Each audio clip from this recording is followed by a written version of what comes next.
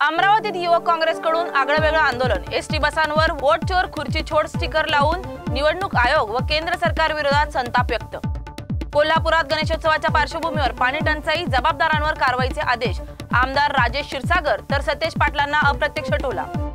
चोपड्यातील गणेश विसर्जनासाठी पोलिसांचा route march. 72 सार्वजनिक मंडळांसह घरगुती गणेश मूर्तींच्या मिरवणुकी दरम्यान कायदा सुव्यवस्था राखण्यासाठी जिल्हाभरातून जम्बो बंदोबस्त। उच्च व तंत्र शिक्षण मंत्री चंद्रकांत पाटील यांनी पंढरपुरात श्री विठ्ठल रुक्मिणींचे दर्शन घेतले असून यावेळी माजी आमदार प्रशांत परिचारक, प्रणव परिचारक यासह अनेक भाजप पदाधिकारी उपस्थित होते। अजितदादांचा मुंबईकडे अचानक दौरा। पुण्यातील सर्व कार्यक्रम रद्द करून महत्त्वाच्या बैठकीसाठी तात्काळ मुंबईकडे प्रस्थान। राज्यात गणेशोत्सवाच्या निमित्ताने घरोघरी गौराईचे मंगलमय आगमन उत्साहात साजरे। संध्याकाळी 5चा मुहूर्त। चीनमध्ये भारताचे पंतप्रधान नरेंद्र मोदी आणि चीनचे राष्ट्राध्यक्ष जिनपिंग यांची 55 मिनिटांची महत्त्वपूर्ण बैठक पार पडली।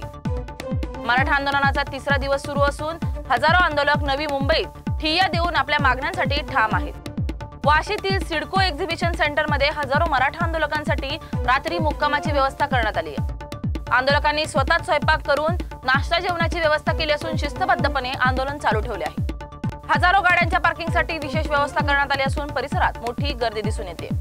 काही आंदोलकांनी आता ट्रेन मार्गे मुंबईच्या दिशेने प्रस्थान करण्यास सुरुवात केली असून राजधानीकडे मोर्चा वळत आहे।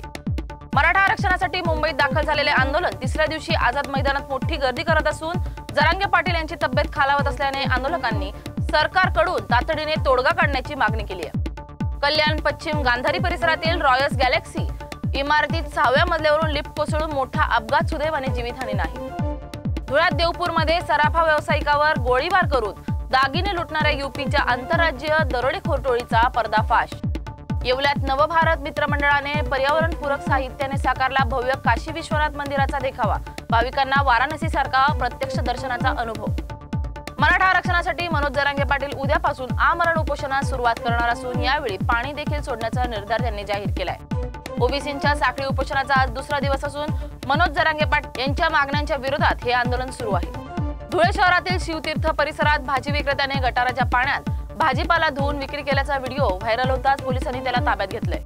आझाद मैदानात आणि परिसर आंदोलकांसाठी नियमित व फिरत्या स्वरूपातील 300हून अधिक शौचालय विनामूल्य उपलब्ध करण्यात आले।